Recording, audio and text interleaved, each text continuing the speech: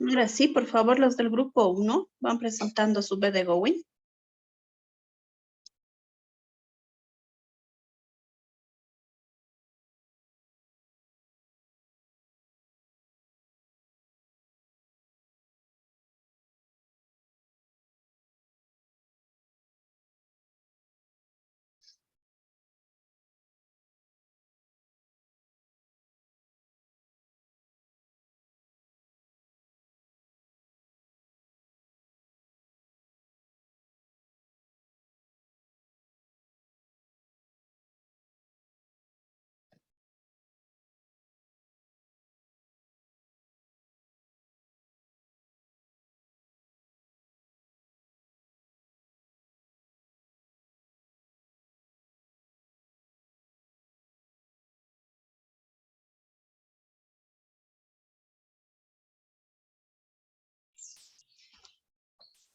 Doctora, estamos teniendo un problema con la V de Bowen. El documento parece que lo puso privado una compañera y por eso no puedo presentar.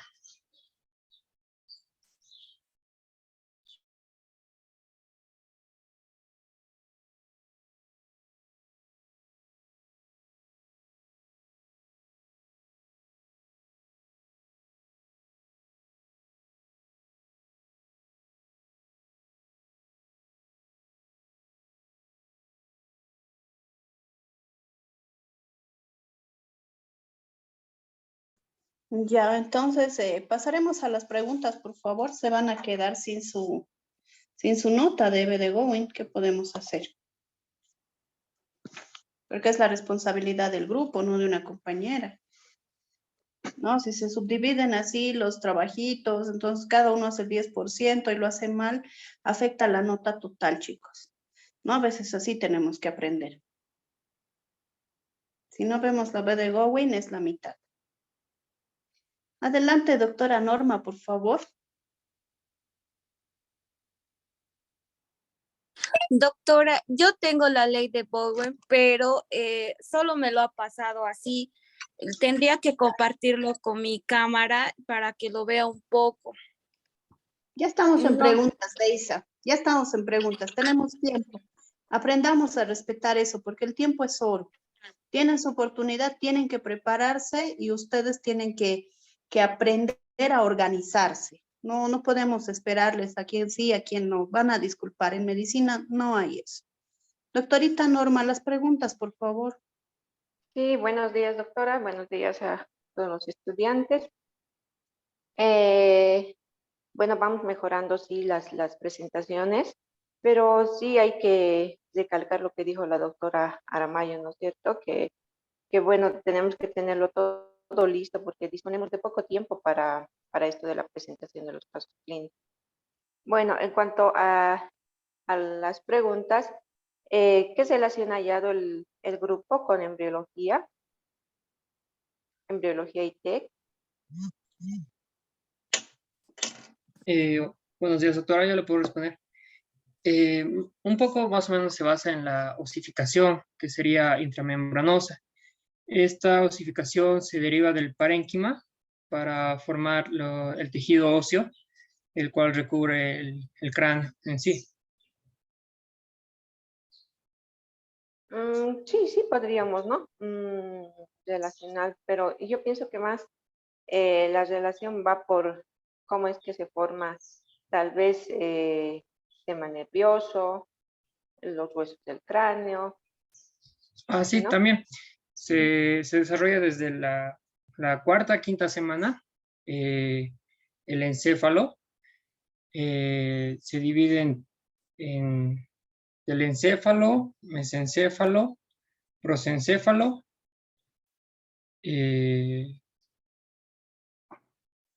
y algunos más que no recuerdo. Ok, sí. En realidad, el periodo desde la tercera a la octava semana es un periodo muy, muy importante en embriología porque es el inicio, se diría, donde empieza a formarse todos los órganos en el feto, ¿no es cierto? O en el embrión, mejor. Y En esta etapa sí se va a llegar a formar el tubo neural y a partir de este se va a generar todo lo que es el sistema nervioso primeramente central.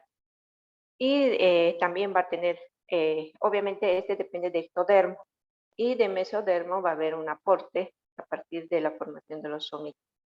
Eso ya luego con mayor detalle lo vamos a ir viendo. Eso es todo, doctorita, gracias. Gracias, Doc. La doctorita Paola, por favor. Sí, chicos. A ver, en su caso clínico, ustedes han mencionado acerca de hipotermia. A ver, entonces, ¿cuál es el concepto que tienen de hipotermia? ¿A qué denominan hipotermia? No puedo responder eso si quiere, doctora. Hable, Santiago. Claro. Hipotermia, como sabemos, es cuando la temperatura está debajo de 36 grados centígrados, cuando la temperatura corporal está debajo de 36. Pero ya también muchas, lo que estaban leyendo, ya se empieza a tener como tal consideración y es grave, más o menos debajo de 35 grados centígrados, que empieza ya a afectar al cuerpo como tal. Ya. Y a ver, chicos, recordemos el día de ayer habíamos hablado, ¿no es cierto?, de estos accidentes, de esta situación de TEC. ¿Qué pasa cuando hablamos de trauma? ¿A qué definimos trauma? A ver, acuérdense. Doc, trauma es toda lesión producida en el cuerpo por una energía externa. Total, que afecta al organismo por una energía externa, ¿no? Más, si no me equivoco, es eso, Doc.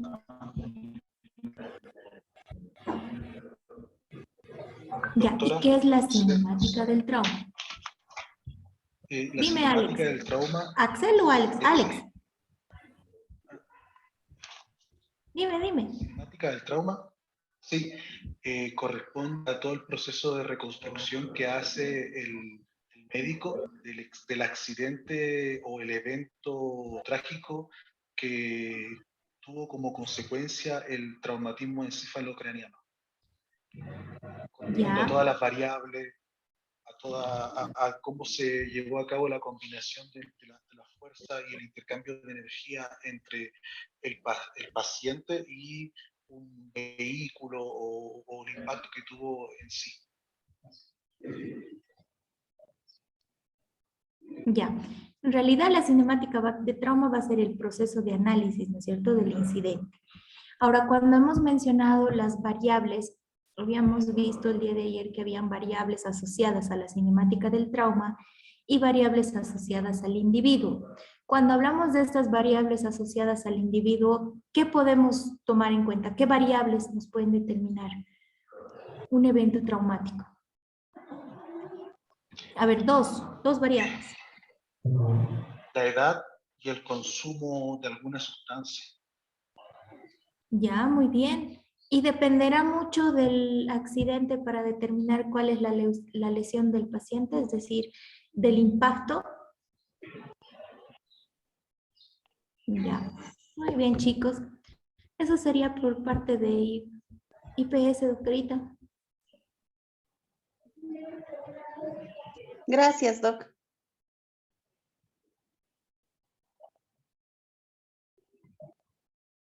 Doctor Negrón, por favor.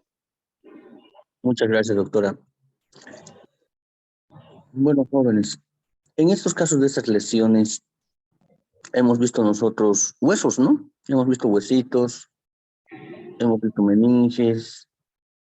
¿Cuáles son los puntos débiles del cráneo?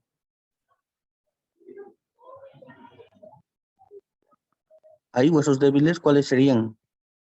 ¿Qué partes serían? ¿Cuál es la parte que más tiende a lesionarse? Quiero que me nombren por lo menos unos 2 huesitos.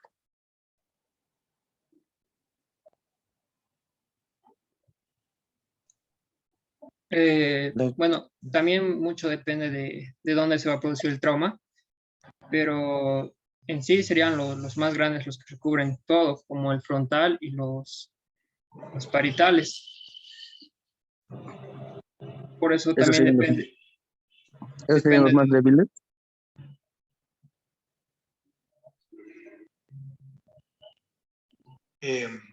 Doctor, yo sin saber la respuesta, la verdad, porque no investigué cuáles eran los más débiles o los más fuertes, supongo, mal, a lo mejor de forma incorrecta, que los más débiles son los que están cerca de la nuca, los que están en la conexión del atlas con la médula con el encéfalo, el área occipital. Eso, supongo. ¿Alguien más puede ayudarles? No, por lo que tenía entendido, pero lo que estaba leyendo, que también la parte, o sea, la que siempre tiende a lesionarse y también provoca muchos hematomas intracraneales, es cuando se lesiona el hueso temporal como tal, temporales y se tiende a lesionar más que otros huesos craneales, ¿no?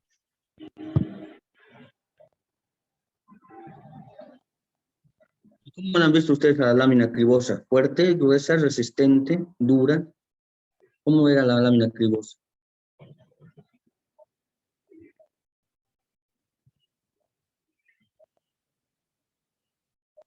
Entonces, la lámina cribosa, ¿parte de qué hueso es?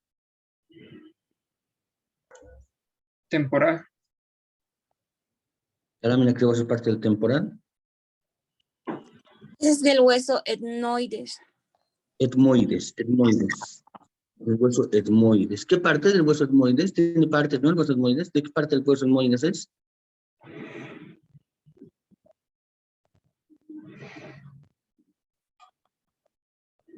Es la porción horizontal del hueso etmoides. El ala mayor del esfenoides tenía orificios, ¿no? ¿Qué orificios tenía?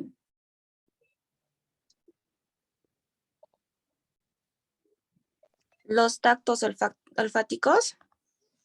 No, esos pasaban por la lámina cribosa, estoy de acuerdo. Los tractos olfatorios pasaban por la lámina cribosa, totalmente de acuerdo. Ahora, ya he cambiado la pregunta, doctora. Estoy preguntando ahora a la mayor del esfenoide. En la mayor del esfenoide hemos visto orificios. ¿Cuáles eran? ¿Se acuerdan?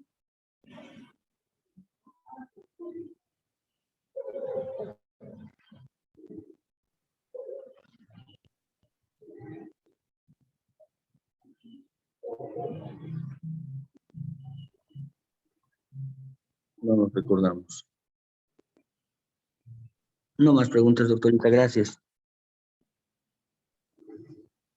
Gracias a usted, doctor. Chicos, tienen que estudiar el contenido de la semana para el viernes también, porque no van a volver a ver huesos del cráneo. Este tiempo de estudio no lo van a volver a tener en su vida. Y un médico que no responda dónde está la lámina cribosa, no es pues médico. No, o sea, ¿a qué estamos jugando? Se están engañando y están engañando a sus papás. Por más prototipo que sea, yo creo que todos tienen que estudiar, cada día sentarse y estudiar. Del celular, del atlas, del video, de lo que quieran, pero tienen que estudiar. Para eso también tienen libros. Es evidente que solamente se han basado a hacer diapositivas. No es el objetivo tampoco eso. Tienen que leer, es por su bien el día de mañana. Ustedes van a quedar mal como médicos. Y se los tengo que decir, porque si no se los digo, mi conciencia moral no va a estar en paz. Su BD-Going se les ha pedido que presenten. ¿Dónde está su BD-Going? Una vez más. ¿Tienen para compartir o no? No es un juego. No les duele, sus papás están pagando. Uno se parte como padre y los hijos no responden. Yo creo que ya no dormirán bien, chicos. Sí, miren a sus papás y sientan vergüenza cada uno. Cada uno. No he presentado mi BD-Going porque esperaba que mi compañera lo haga. O sea, no voy a entrar a quirófano porque esperaba que entre el otro doctor y el paciente se muere. Eso me están diciendo. ¿Es correcto? No, es responsabilidad de cada uno, por favor. ¿Sí? Si bien es un trabajo en equipo, todos tenemos que responder. Todos tienen celular, todos tienen computadora. Ya de la manera presencial es diferente. Me mostrarán aunque escrito. Pero si no les digo, discúlpenme, no, va contra mis principios. Tienen que estudiar, tienen que leer. El doctor les ha dado la clase, yo he sido testigo. Para este paralelo, para otro paralelo, para todos los grupos. ¿Sí? Yo no tengo preguntas de histología. Ya tengo su nota, pero quiero que me digan, me respondan. ¿Paola Cornejo ha participado?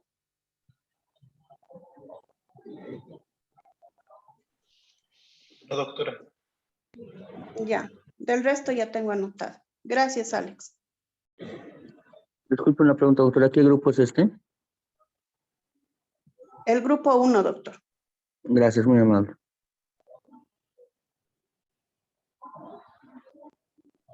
Bueno, empezamos con el grupo 2. Si es que se va a cortar, tienes hasta ese tiempo. 20 minutitos para exponer, no más, por favor. Su breve going y su presentación.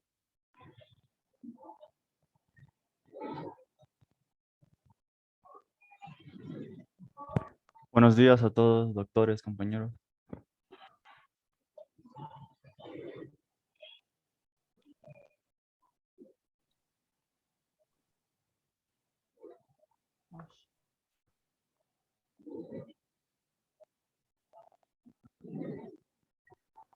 Mi compañero Enrique va a estar empezando.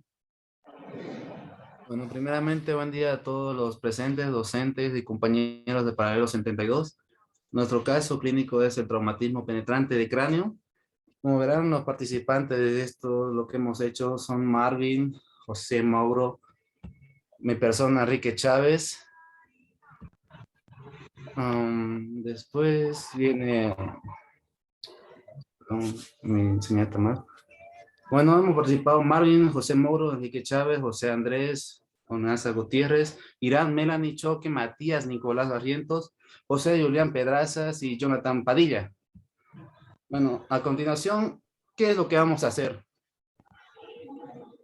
Bueno, aquí lo que vamos a hablar es sobre la introducción, el objetivo, la metodología y la discusión, dudas y la conclusión. Bueno, siguiendo a continuación la introducción. Bueno, el traumatismo penetrante de cráneo representa el 4% de las lesiones a este nivel. Estas lesiones pueden ser causadas por proyectiles de armas de fuego, raramente por objetivo punzocortantes o arma blanca.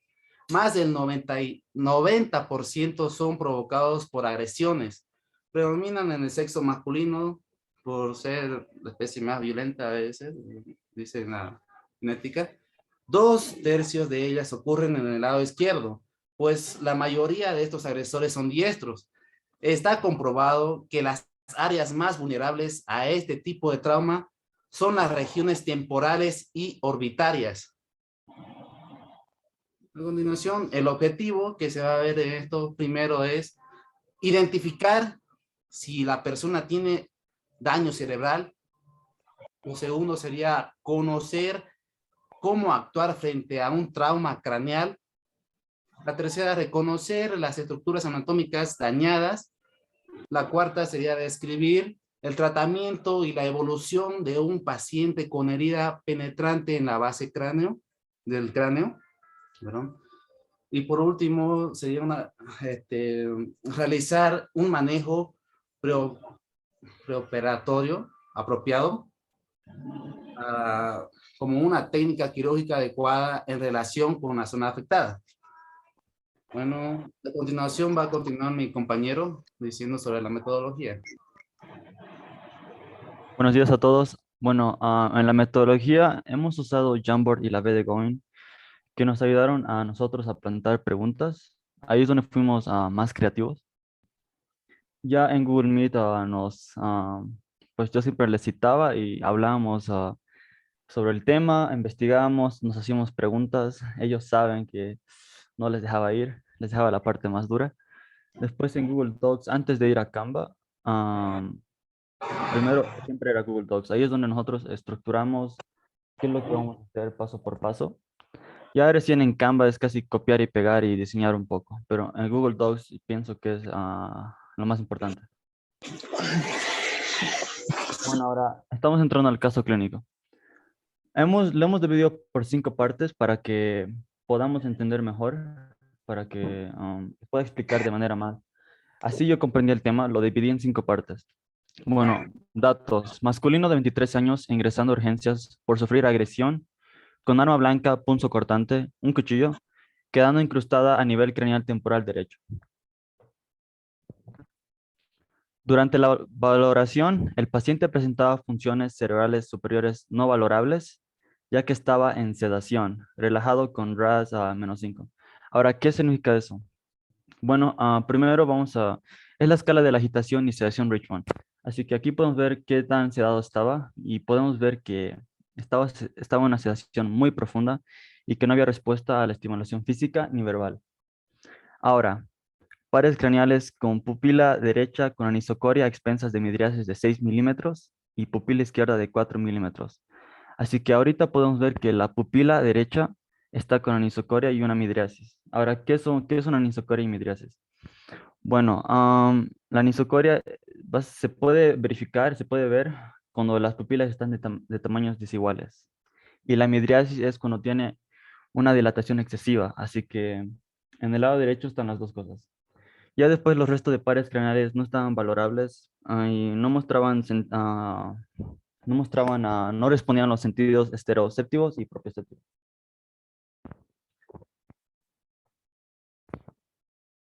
Ahora, observaciones. Los signos vitales a su ingreso eran los siguientes. Tensión arterial 140/80 milímetros de mercurio. Frecuencia cardíaca 116 latidos por minuto. Frecuencia respiratoria 16 respiraciones por minuto. Temperatura de 36.6 grados Celsius. Ahora, se realiza una tomografía de cráneo simple que muestra la presencia de arma blanca punzocortante introducida en región temporal derecha a nivel de región retroorbitaria y muy probablemente con afectación del seno cavernoso y arteria carótida ipsilateral. Otros hallazgos son hemorragia derecha, son hemorragia parenquimitosa del lobo temporal derecho y hematoma subdural ipsilateral. Así que aquí podemos ver que ya tenemos un hematoma y que eso ya es de alto riesgo. Bueno, ahora procedimientos. Una vez en el quirófano y bajo anestesia general balanceada, inicialmente se aborda carótida común del lado derecho. A continuación, se procede a realizar craniectomía descomprensiva parcial alrededor del arma blanca. Se extrae el arma con ayuda del martillo ortopédico, ya que por tracción es imposible sacarlo. Finalmente se drena el hematoma subdural, se realiza la plastía de dura madre y el cierre se hace de manera convencional. Ahora, sobre esto, no hablaron sobre algunos procedimientos en este caso, que es también la craniotomía, que es más para extraer el arma, y la craniotomía es más para descomprimir la sutura hematoma subdural, y es más para drenar el hematoma. Ahora, además de eso, el cierre de manera convencional, bueno, como hicimos también una craniectomía, vamos a estar hablando después sobre la prótesis que hicieron o que pensamos que hicieron, que es de aluminio. Posteriormente, el paciente pasa a la unidad de cuidados intensivos para cuidados neurológicos por espacio de 48 horas. La evolución del paciente es excelente, teniendo una recuperación a las 48 horas. Así que podemos ver que no tuvo complicaciones neurológicas ni lesión a vasos cerebrales importantes. Por eso se recuperó muy fácil, rápidamente. Aquí se lo dejo. Espero que hayan comprendido primero. Ya después aquí le dejo a mi compañero Diego para que explique las palabras clave, si no entendieron muy bien. Buenos días, doctores, compañeros. Bueno, primero que nada, pedir disculpa por mi cámara, es que no sé qué le pasó, no la puedo prender. Las palabras clave. Las palabras clave más o menos nos ayudan a nosotros a entender un poquito más al caso clínico, porque había muchas palabras que más o menos no entendíamos. Entonces, bueno, midriasis. La midriasis es una respuesta del organismo que se genera la expansión de la pupila como reacciona a la luz por intensificar la agudeza visual. Es más o menos que la pupila se expande. Bueno, la anisocoria es el tamaño desigual de las pupilas. Bueno, las pupilas tienen diferentes tamaños, como una pequeña, una grande. La sensibilidad exterioceptiva es el sentido de la presión, de los sentidos térmicos, el gusto, el olfato, el oído y la vista. La sensibilidad propioceptiva son los reflejos tendinosos. Los pares craneales transmiten información entre el encéfalo y los órganos de los sentidos, como son los ojos, los oídos, la nariz y la lengua. Tenemos también la craneectomía descompresiva parcial, que es la extirpación quirúrgica de una porción del cráneo para aliviar la presión en el cerebro. Tenemos también contusiones, que es una lesión o daño causada al golpear o comprimir una parte del cuerpo sin producir una herida exterior. Las regiones orbitales está formada por 7 huesos que rodean y protegen el ojo, que también se llama cavidad del ojo. El cerebelo, que controla el equilibrio para caminar y estar de pie, y otras funciones motoras que son complejas.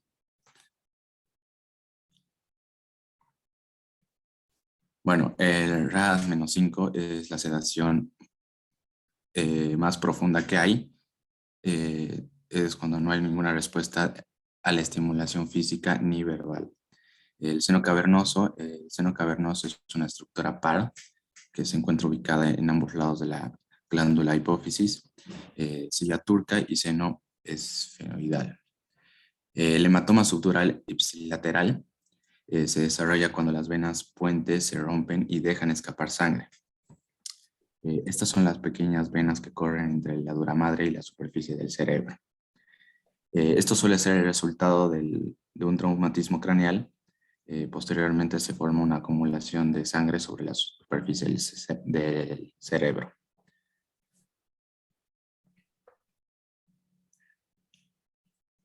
Por favor, Marvin. La diapositiva. Bueno, en discusión se nos han surgido diferentes preguntas de las 5 materias de anatomía, histología, embriología, ética médica y IPS de nuestro caso clínico de esta semana. A continuación, bueno, mi compañero Sebas les va a estar hablando de algunas preguntas que nos surgieron en anatomía. Gracias. Bueno, chicos, para relacionar un poquito lo que hemos aprendido esta semana con nuestro caso clínico en anatomía, nosotros planteamos varias preguntas. En esencial, ¿qué elemento importante y qué arteria importante pudo haber traspasado este traumatismo con arma blanca? Ya que estaba en una zona bastante crítica para nuestro sentido y para nuestra irrigación cerebral. ¿Ya? Bueno, la arteria más importante, la más comprometida en esta zona, es la arteria temporal superficial, ya que va a ascender desde la arteria carótida externa, ¿ya? Y va a ser una de estas ramas terminales de esta arteria carótida, ya la cual, justo aquí está en la imagen, está pasando por la zona temporal. Esa es la arteria más comprometida en este caso, ¿ya? ¿Puede seguir ahora la siguiente diapositiva? También nos puede haber perforado la arteria, aquí va a aparecer. Parte de la arteria igual comprometida puede haber sido la arteria meningia media, que igual pasa por un transcurso del temporal, ¿ya? Y luego irriga toda la parte de la meningia, ¿ya? ¿Qué elementos atómicos pudo haber dañado? Ya como llegó a una parte como retrocular del ojo, ¿ya? Desde superficial a profundo, pudo haber dañado la rama temporal del nervio facial, que transcurre por la parte temporal y va a inervar a los músculos de la cara. Ya va a tener una inervación tipo motora en las partes de la cara. ¿Ya? Este nervio es importante igual porque la verdad que es el nervio principal afectado en la parálisis facial. ¿Ya? Por ende, si es que pudo haber sido pasado a llevar, o en este caso no, pudo haber dañado una parte motora de la músculo del frontal, de la parte frontal. ¿Ya? Bueno, músculo temporal, ya obviamente fue perforado en este caso, la arteria temporal superficial, que no hubo alteración, arteria meningia media, ya, la arteria oftálmica, también pudo haber pasado ahí, ¿va? Que se encuentra en la parte retrocular del ojo. Ya, también el nervio óptico y oculomotor, muy importante en nuestra visión y en el enfoque. Los músculos extrínsecos del ojo, ¿ya? Bueno, gracias a Dios a esta persona en este caso no le perforó esos músculos que son muy importantes ya, y hubiese perdido el ojo si es que lo hubiese dañado. ¿Puede cambiar al siguiente, por favor? Uy, se corrió. Ahí está. Bueno, lo agregamos en esta parte de la escala de Glasgow, que es la escala de valoración neurológica del paciente y el estado de conciencia, que nos va a ayudar a tener como un estimativo de qué diagnóstico y qué tratamiento vamos a tomar con el paciente, ¿ya? Y cómo lo vamos a evolucionar. Bueno, va a considerar la respuesta verbal, apertura ocular y respuesta motriz. Ya, esto con diferentes estímulos para ver en qué estado de conciencia se encuentra el paciente. ¿Podemos seguir al siguiente? Hay algo importante acá relacionado con lo otro. Ya, acá hay una imagen con la primera imagen, bueno, no lo puedo seleccionar ahora, pero se ve ahí la rama terminal temporal del nervio facial, ya que va a inervar la parte frontal, ya, de la cara, ya. Y en el lado derecho podemos ver la arteria meningia media, que se esconde un poquito ahí, ya, pero se ve claramente, está marcadita, la cual puede haber sido pasada a llevar. ¿Puedes cambiar al siguiente? Creo eso, no sé si voy yo ahí. Eso Creo sigue que nuestro compañero José soy Pedraza. compañero, ¿no? Dale. Buenos días, compañeros, buenos días, doctores. Yo voy a hablar de la materia de histología. Bueno, en este caso, la pregunta que se nos surgió en la materia de histología fue ¿cuáles fueron las capas histológicas que pudo perforar el arma punzocortante? Las 5 capas de la superficial a la profunda son la piel, el tejido conectivo subcutáneo, aponeurosis muscular, el tejido conectivo laxo, el pericráneo y la dura madre.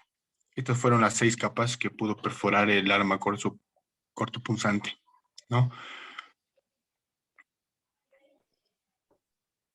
Y bueno, en la materia de embriología pudimos relacionarlo más que todo en qué etapa de la gestación se desarrolla el cráneo, ¿no?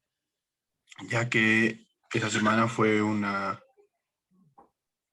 para ver las traumas de craneotomía. El cráneo se desarrolla en la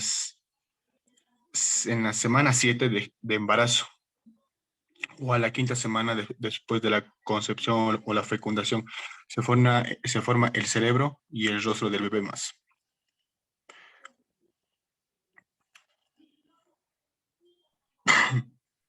Esta parte es de nuestro compañero.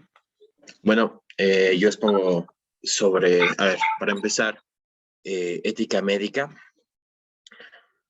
Para empezar hay que decir a gente que se aparte y dar espacio, porque es más fácil tratar a un paciente que no se siente sofocado o rodeado de gente que una persona que está totalmente sola y más tranquila. Entonces, eso. Después, informar a los familiares lo que se debe realizar o lo que se va a realizar, y luego informar el estado del paciente con mucha cautela. ¿Qué pruebas de diagnóstico y medicamentos se usan en este caso? Para empezar, la tomografía, anestesia general balanceada, anticonvulsivantes y medicamentos para sedación. Entonces, eso. Marvin, siguiente. Por favor. Gracias. Bueno, en práctica de la salud, pues hemos visto que es un factor de TEC grave que se debe tratar con suma urgencia. Y en los primeros auxilios, los pasos a realizar o lo que se debe hacer y no hacer es, para empezar, no extraer el arma punzocortante porque no se sabe qué vasos sanguíneos ha afectado. Tal vez puede ser peor quitarla que mantenerla ahí. Cubrir la herida para evitar infecciones y llevar al herido a un centro de salud con suma urgencia. Eso.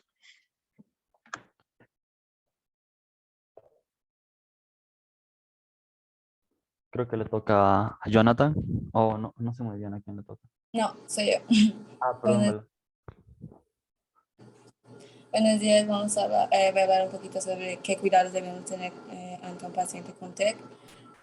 ¿Qué sería un TEC? Es un trauma de cráneo o encefalocraniano, que es el daño cerebral que ocurre en forma súbita a causa de un golpe en la cabeza por un elemento que la atraviesa. ¿Y qué cuidados debemos tener ante un paciente con TEC? Sería mantener una vía aérea permeable y control de la columna cervical. Entonces sería tener oxigenación y ventilación adecuada. Y después sería controlar la hemorragia externa y mantener la presión arterial.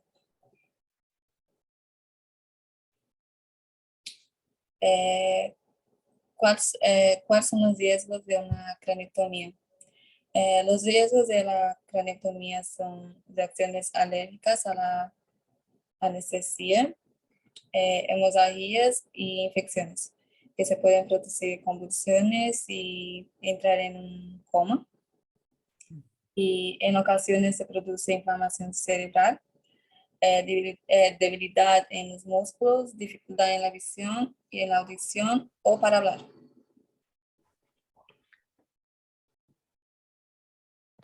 Buenos días, yo voy a hablar sobre el tratamiento de una craneotomía.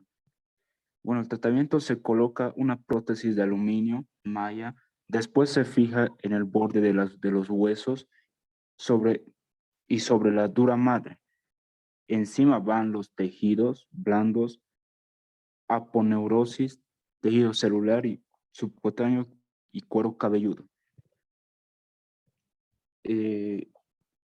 En la segunda pregunta, ¿en qué caso es necesaria una craneectomía descomprensiva y una craneotomía? La craneotomía puede realizarse por diferentes razones. Para la lesión de tumores cerebrales, traumatismo, penetrante, reparación y de aneurosis cerebrales, reparación de fracturas del cráneo secundarias al traumatismo, perdón.